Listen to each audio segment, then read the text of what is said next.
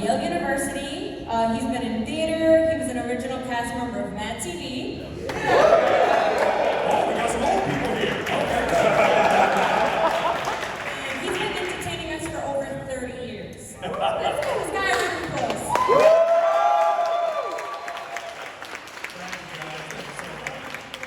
First, I want to say, as an actor, what would you say is the most fun characteristic of your characters that you love to play with and explore? Well, actually, the funny thing is, it's not so much about the character. I mean, you hear a lot of people say, oh, I love playing villains. Like, not in a bad show. Because the thing is, something that is really well written and well conceived, like a Samurai Jack or Pulp Fiction, that is a joy. Oh man, you guys something all in the face. Why'd you do that? You must have a bump or something. I didn't hit no motherfucking bump. I didn't mean to shoot you so big. Good population. Come on, Bob, what do you think? You think God came down from heaven to stop those bullets? Yeah. Man, I don't even have an opinion. That's not what the old folks. Do you have a favorite moment or a favorite line from a role you've played so far? I mean, I've been so lucky to work with just like some geniuses. I mean, Dave Filoni, Matt Groening, Quentin Tarantino, Gendy Tartakovsky.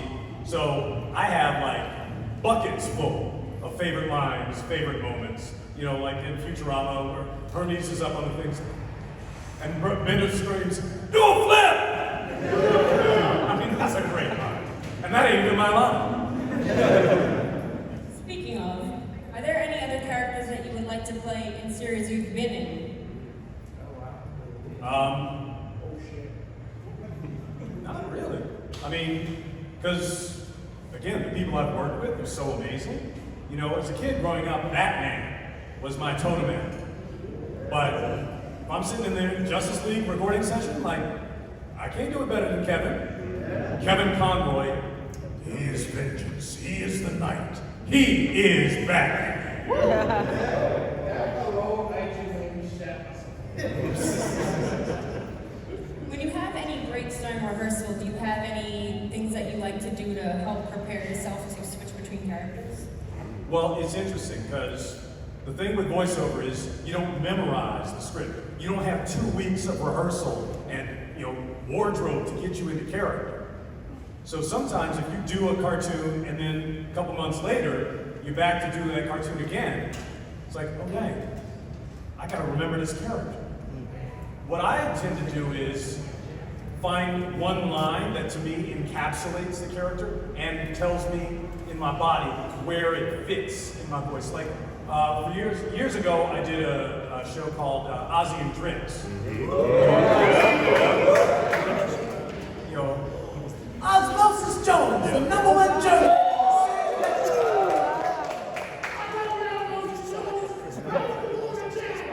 And that show, I mean, basically, because Chris Rock had created the character for the movie, Osmosis Jones. And so, whenever I have to do, and I've done, sound alikes for Chris in a bunch of different things. For the Madagascar games, check out the zebra taking care of me. And so, whenever I have to do Chris Rock, I gotta find the voice.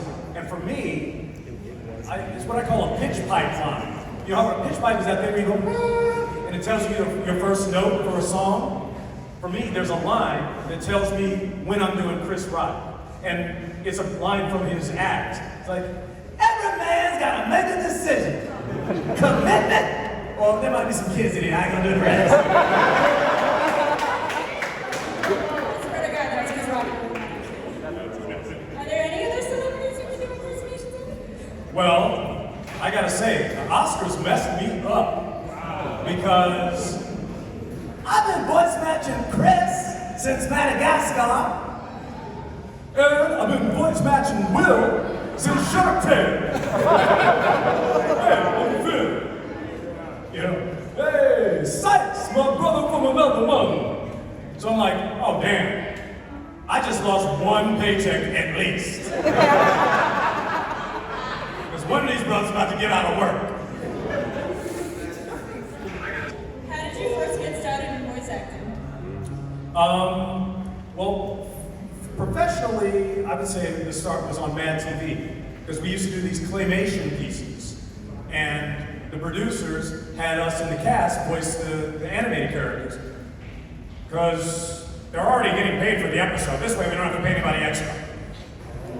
But it got us used to doing cartoon voices, although technically, that's not how I got started in voiceover. My very first show business job was in high school. And a friend of my mother's worked for NBC, and she got me a job doing a voice on the Mr. T cartoon back in 1983. And I mean, I didn't really think of it, as a voice acting job or the beginning of a career. I just thought, oh, I got a good summer job. I'm getting paid. This is so much better than working in a liquor store. And it wasn't until years later after college, actually no, it wasn't until I was on Mad TV, I thought, hey, what about voices? I like doing them. Maybe I should start pursuing that. And then once I did, the voice business said, yeah, we like you. Okay, nice. Definitely like that. I guess people want to know, what kind of advice can you give anyone that would like to get into voice acting? Well, the one thing, obviously, the world of voice acting has changed significantly. Over the course of my lifetime. When I was a kid, voice acting was not a thing. There was no name for it. Nobody ever said the term voice acting. It was just the thing Mel Blanc does. I always joke that, before Bill Gates, tech billionaire wasn't a thing. Now we got shit tons of them. Pardon my language. But now, voice acting is actually a thing. But the one thing I try to tell people is, even though we call it voice acting, don't forget, the acting comes before the voice. Because it's about creating a character and bringing it to life, taking it off the page and putting it into the audience's heart. And, sure, it helps to have a very interesting voice, but it's not just about having a crazy sound. It's about making the voice come to life. I look at my friend Cree Summer. Yeah. Who is a genius. She's got an amazing voice, but her voice is her voice. But she takes that one voice, turns it into hundreds of different characters every single time. You know it's her, but you don't think about it her. She brings you into that world instantly. And I remember, I used to think it was all about the voices. Oh, I can remember to change my voice every time. And it wasn't until there was an episode of Samurai Jack, the show that I worked on in the early 2000s, alongside Mako Iwamatsu, who played Aku. And Mako was an on-camera actor, and he did a little bit of voiceover, like he was the narrator for the first Conan movie. There was Conan the Barbarian. But, when we were doing the cartoon, I thought, oh, I'm a voice actor. He's just, a star. And, he had that voice that was so distinctive and so him. And one time they had an episode where they said, oh, and Mako, you're going to be playing this other character. I'm like, what? That voice is going to be two different characters in the same episode? No, that ain't going to work. But then Mako just didn't change his voice into something different. He just played that other character completely differently than he played Aku. And I was just going, oh damn. I just got a master's degree in acting sitting next to this dude. And it changed my view on voice acting. And that's where I learned that it is about, it's about the voice as much as singing is about the voice. But it's not just how you sound, it's what you do with the material. Sorry, long answer. Have there been any characters challenging? Well, somebody mentioned Vamp from that's from the Metal Gear games. That was a pretty challenging character. I mean, video games tend to be challenging just because you don't get a script, you don't get to see anything because the images aren't done until years after you record your voice. And a lot of times all you get is like 900 pages of just your lines. Like, what's happening here? We don't know, just record it, we'll put it wherever we need it. So as an actor, not having a script, not having a background makes things very difficult. But with Metal Gear, that one was real tough because they said, yeah, we got this character, he's sort of a vampire, but not really a vampire. And we want him to sound Eastern European, but not any specific Eastern European country. And I don't know, you think he maybe a little, might be bisexual, maybe, it doesn't matter. Like, so you just spent 20 minutes telling me what he's not? Okay, let me try to use that to make a choice and find a voice. And I said, well, okay, what if he was a vampire? Vampires aren't really alive, they don't need to breathe. What's a voice sound like if it doesn't have no air?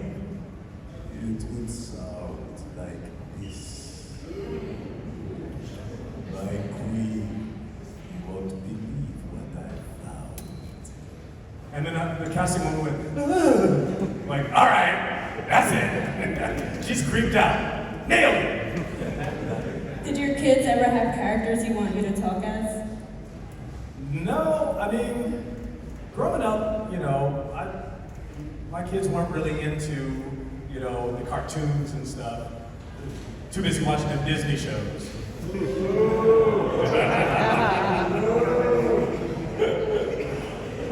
Actually, it wasn't until in recent years that, you know, after all of this nerd stuff became mainstream, it was like, oh, you know, I mean, when I was growing up, my cousins used to make fun of me for sitting in the corner reading comic books.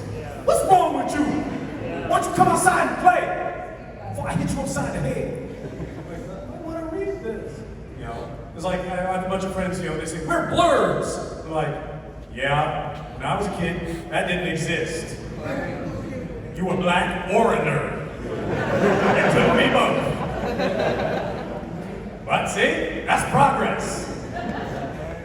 All these people are here to see you, and I know I have a lot of fans that have some questions. So I want to try to give a little time to let some press and VIP holders get some questions in. I'll try to start. All right, you have a question? I have a question. When I'm VIP holder, I try to expand my stuff. Actually, it's a two-part question. In addition to the other 9 parts you've already had today. So this 11-part question. No, it's two-part. Anybody need to pee? Go for it, brother. Okay.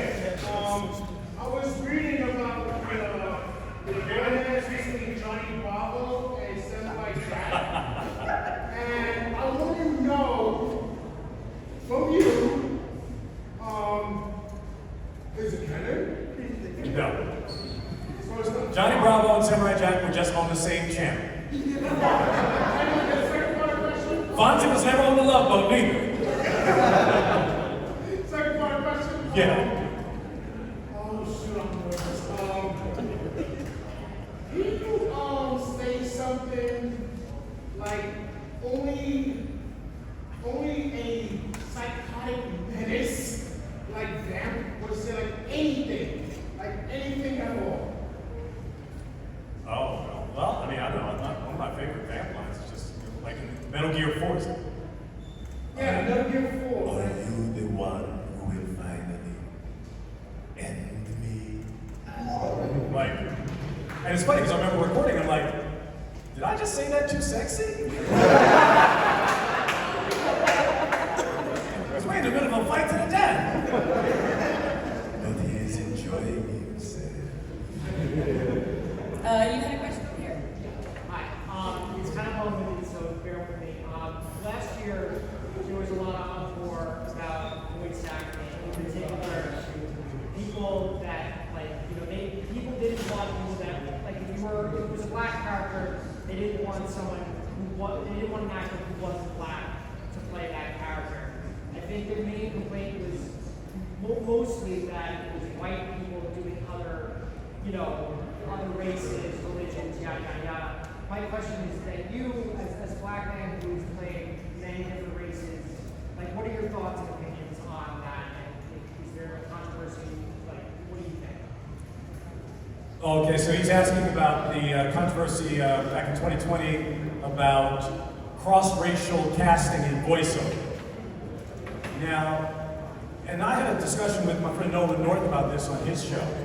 And the thing is, it's a really complicated question, And it's funny because people say, well, that doesn't happen on camera, so why is there controversy in voiceover? Well, I mean, the difference is, it used to happen on camera, and that's the reason it's a problem in voiceover. Because there is this long negative history of people in the majority culture doing, sort of negative portrayals of minority, characters. Breakfast at Tiffany's, Amos and Andy. Now, granted, all those things are very far in the past. And like I told Nolan, the principle of it is, on principle, all things being equal, any actor should be able to play any role they can believably portray. Now, the thing about it is, in 1910, you could put a bunch of coal on your face, and that was believably playing a black person. Not no more. So believably, you can't do that on camera. But vocally, if somebody is good at doing various cultures, various accents, they can do it. The problem is, if you're coming from the majority culture, and certainly when I started in voiceover in the late 90s, the vast majority of characters were, white males.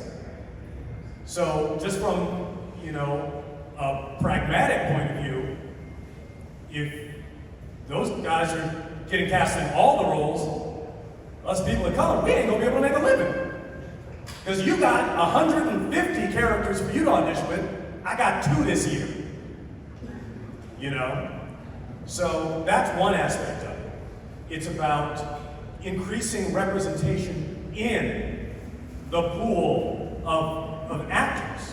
Because the thing is, in the 90s, if I had only voiced characters that looked like me, I wouldn't have been able to pay my rent. Because there weren't enough of them around. But the thing is, you get paid to do 3 voices for the same price. So the fact that I can, do Virgil Hawkins, and any of the other characters, secondary characters, they were fine with it. And it also was not tapping into any negative, history. Although, it's funny because a lot of people don't know this, but back in the 30s and 40s, Sammy Davis Jr. used to get tons of crap for doing impressions of white stars in his stage act.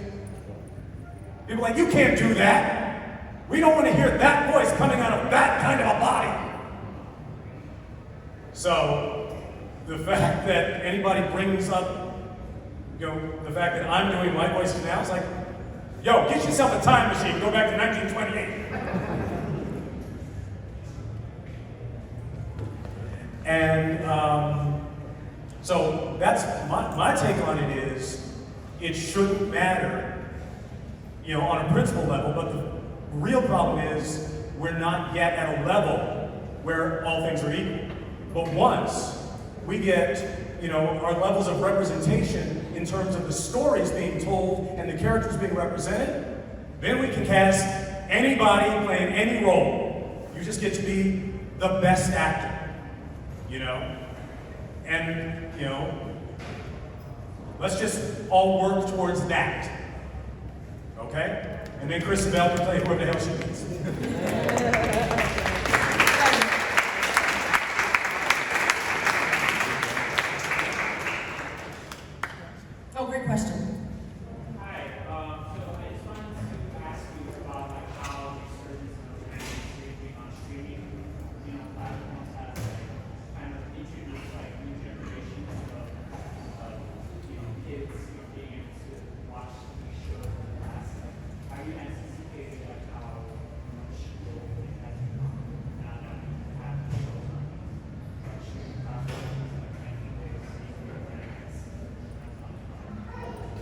Well, it's funny, because for those of you who can't hear it, which is everybody but me, he's asking about the impact of, the streaming world, on, my career. Well, it's interesting because, like I said, I started out in the 90s where you had videos, and not everybody had a VHS.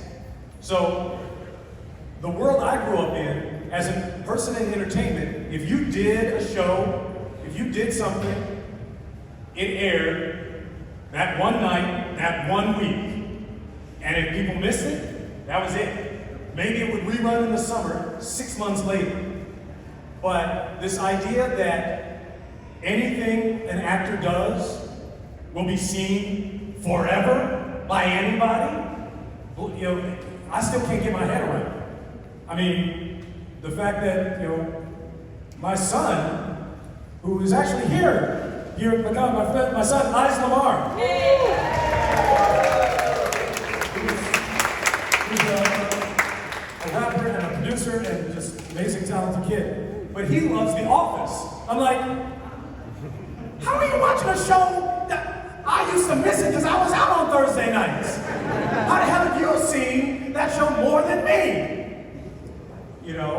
Because in the old days, when a show got canceled, it was gone. I mean, hell, they would erase the dang tapes.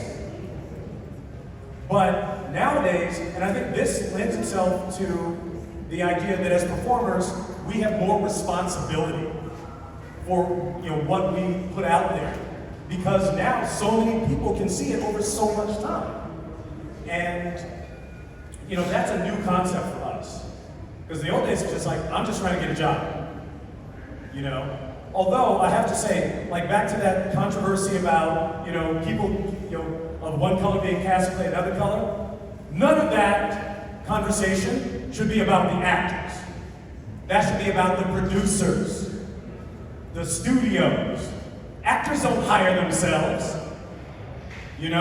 So anybody's like, why did you take that part? It's like, because I need to eat. The question you should be asking is like, when you cast that part, did you think about the fact that you were, having this character of color? Like, no, we just had some extra brown ink and, oh, never mind. So, but yes, the streaming thing is a great thing because it means that our work doesn't die out when it's over.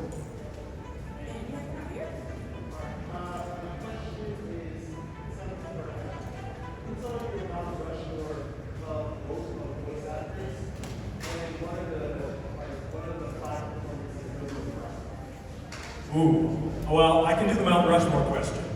My Mount Rushmore of voice actors, Mel Blanc, without a doubt. He created the business, this job. Frank Welker. Now, for anybody who doesn't know, Frank Welker has been the voice of Freddy on Scooby-Doo since 1969 to this day. And I mean, the fact that he's still playing the same teenage boy, 50 years later, tells you how much talent he has. He was incredible. He could, like, there's a thing in, recording booths that there's this urban myth that Frank can do 16 lobsters singing happy birthday. What? And it's like, yeah. And when he does it, you hear 16 different voices coming out of one throat. So Frank is up there. The others, I'd have to say, actually are some of my contemporaries. Tara Strong. Who's just incredible. Cree Summer, we mentioned earlier. Yeah, that's with those four people's talent, you could do any cartoon that has ever been and any cartoon that ever will be. a little challenge. What's that? So I remember at New York Comic Con on a panel with Kevin Conroy, he was talking about an episode of Batman Beyond where he did 5 voices. So I want people to throw out 5 characters and for you to have a conversation with yourself. Anybody want to name the first character? Hermes. Hermes, second? John Stewart. Samurai Jack, John Stewart. Static. Kono Khan!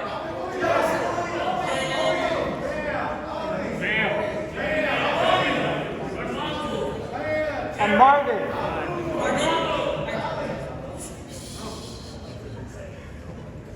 I love people saying Samurai Jack and Ollie Williams.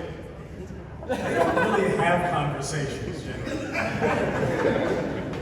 No, if your people want me to be doing voices, you've got to requisition them with the proper paperwork. Now, you can't ask people who've been standing in line all day long to fill out paperwork too. I'm a bureaucrat. I like people standing in line. No, that is not okay. I have been standing in line trying to get to this time machine. Sorry, it's in alphabetical order, and we don't know what the hell your name is. They call me Jack. Yeah, they call him Jack, but that's not his real name. That's not Japanese.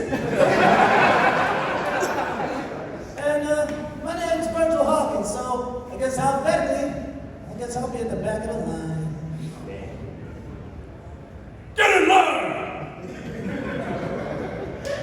That's why I hired him away from that weatherman thing. I want him to just yell at people and get them to do what I want. You want the Panda Express? How's that?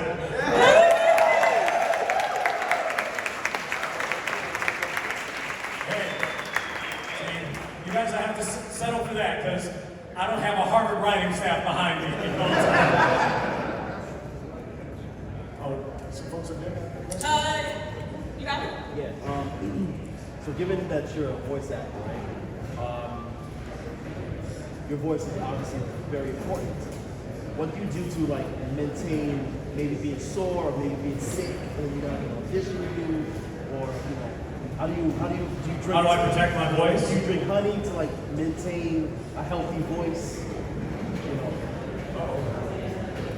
Something going on in the back? Security! Oh, see? How come nobody yelled out Dracula?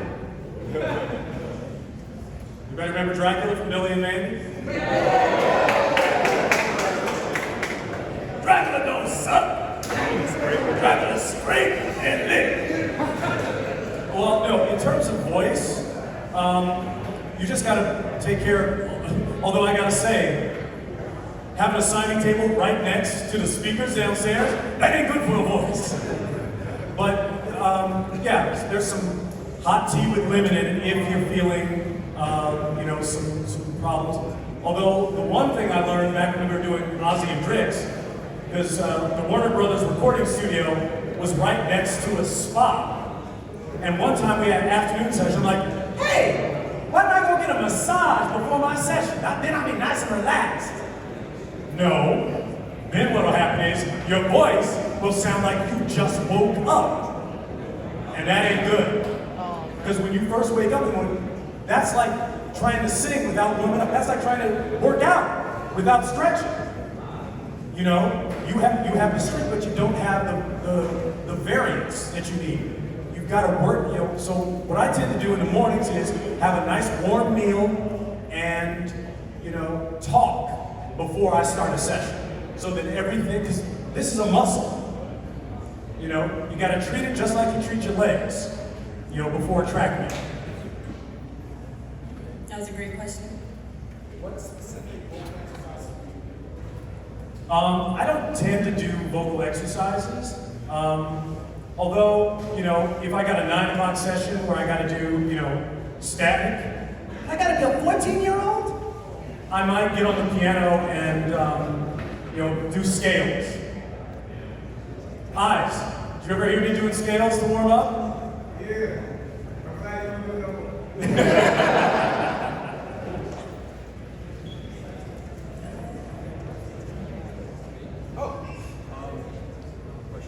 Yeah, so I was wondering, like, how your workflow on various projects has changed, like, pre and post-COVID. Like, did you have the opportunity to actually be in the booth with other voice actors, and do you feel like it's more solitary now? Like, just how has that really changed in the past couple of years?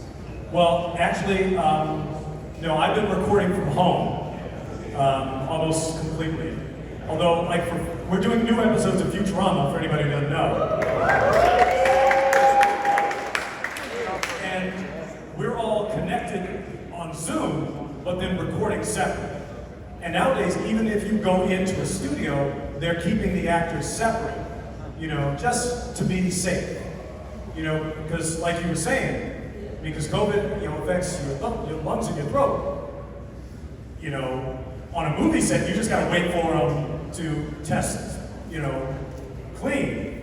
But if voiceover, you start messing up people's voices, you could lose a half a season. So they're taking really good precautions. Did I answer your question? Yeah, I also Yeah. curious, how was it, like, pre-COVID? Like, did you actually get to be in the booth with, like, other actors and kind of bounce off of each other, or was it still kind of... Well, weirdly, in the last like 7 years or so, fewer and fewer cartoons have been recording together. They just bring you in separately, which sucks. You know, I mean, I hope this doesn't spread out to other things. Like, well, let's just shoot this movie one close-up at a time. All right, Keanu, we got you this week. Gwyneth, we'll fly you in next week. It's like, what? You want to be able to feed off the other actors. Because when you're responding to somebody else, for instance, if I speak to you like this, that may affect how you respond to me. Then if I speak to you like this, whatever you say back, it don't be different. So without that, it's definitely harder. And it's not as fun, you know, because there is nothing more fun than doing an episode of Clifford the Big Red Dog or some little kid's cartoon with Cree Summer and Pamela Adlon and Tara Strong, because in between takes they say all the dirtiest stuff you've ever heard. Sorry. Everyone over here? Hey, Bo.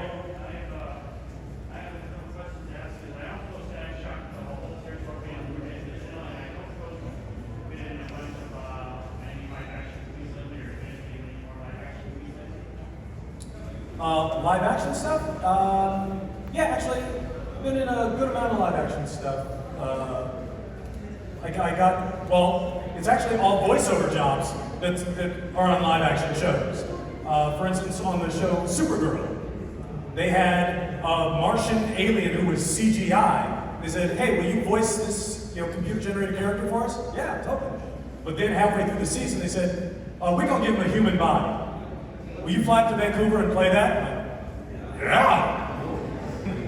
And I got to be on Supergirl. And I was lucky enough to do some voices for the Book of Boba Fett. The new Star Wars live action series. Because they had some aliens, guys in full on makeup, like, yeah, we need different voices for them. Can you come do it? Like, oh damn, I'm two characters in an on-camera show? In my 30-year career, that has never happened. But you still get paid one check. First of all, I just wanted to say thank you for being here. I'm sure we're all super happy to come here. Thank you to Brooklyn Comic-Con for having me, man. This is such a pleasure. I wanted to say that so many of us have grown up with a childhood surrounded by these really awesome action cartoon characters, a lot like Samurai Jack. And I feel like it's such an important part of how we grow up and the values that we get from these shows that we watch. It was astounding to me that they brought that show back all those years later and that they turned it into something so much more adult that it's like, yo, did you guys go through some stuff? Well, so did he. And I gotta say, it's transformed me too. It has a really influential part of who I am today.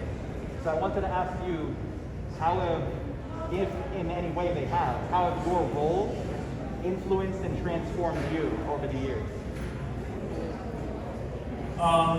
The question is, how have my roles influenced or transformed me? They bought me a house.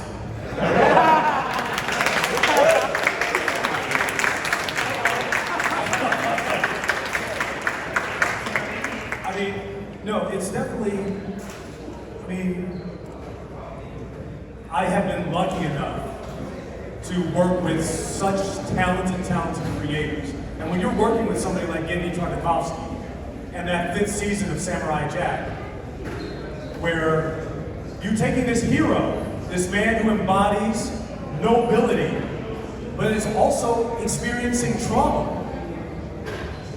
And for me, that was important as a viewer because it's a great story, you know? And the same thing with me back in the day when we were doing Static Shock.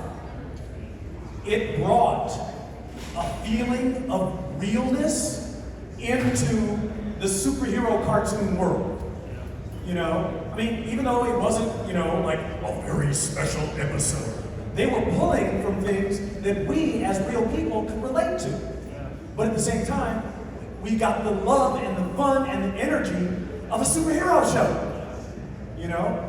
And I loved that. And it was also very unheard of back then. And I think it opened the door for people afterwards, you know, from the 2000 on, saying, oh, I can do a cartoon that's entertaining, but also has something to say. You know? So being able to work with people like that lets me know that you can be entertained and learn something, take something away from it.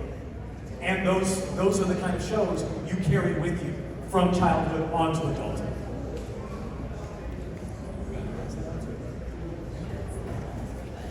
Is it time? We probably got A couple more. Alright, so hey, big fan here.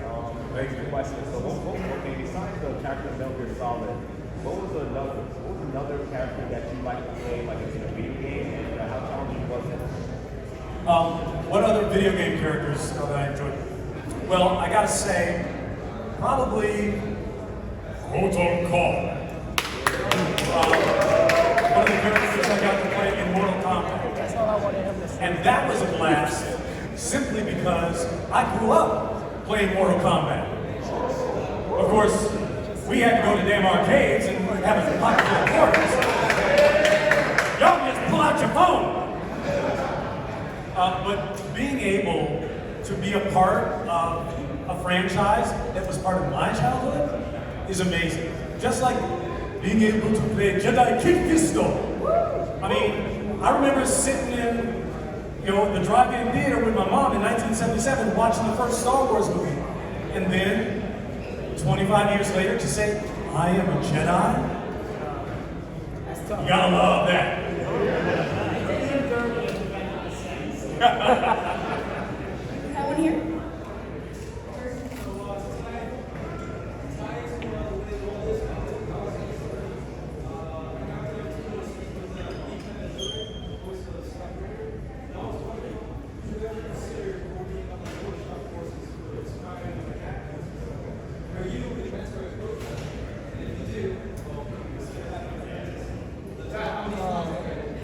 Oh, so question, would I ever consider doing teaching?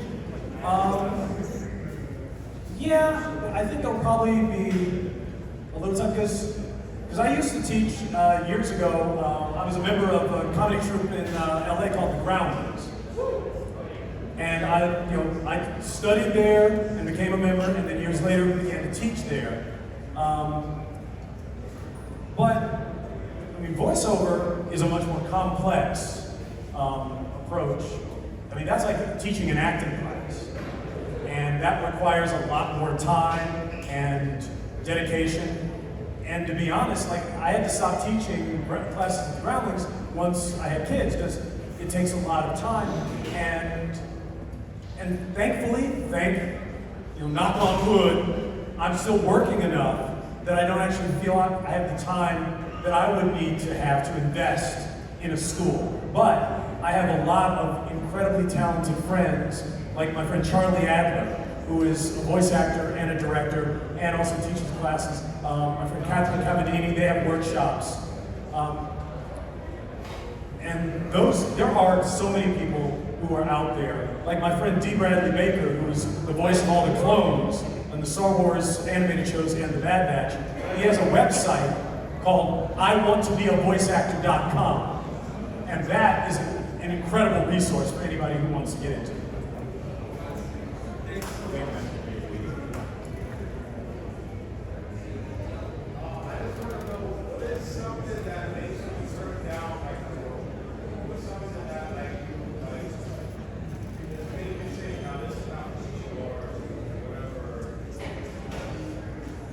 What makes you turn down a role?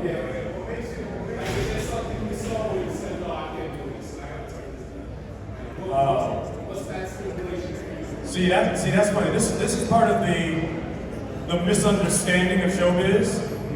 It's like, when an actor first gets to LA, their aunt from Kansas City is like, why don't you get in one of them movies like Kevin Hart? Grandma, I can't just go knock on some executive door like, hey, make me the star of a movie. That's not how it works.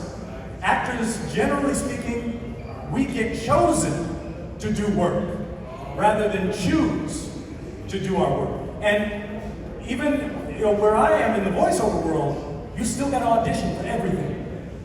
I mean, occasionally, once in a while, if it's a creator I've worked with a lot, they may say, hey, Bill, come and do this role. And you're not going to turn down a part from a friend. But in general, the only thing I would turn down is if it's an audition from something and just the script doesn't look good, the description of the character doesn't sound right, that I might just not audition for. But the problem is, a lot of times you don't get a whole script. You don't get to see the art. You can't know what the show is going to be until it's done. So, in general, if you go after some actor, for something they did, don't. Because they didn't know what it was going to be until they saw it just like you. So don't blame the actors. Blame the network executive who made them take on all the good stuff. That's all we have time for questions, but you can catch Phil upstairs at his table.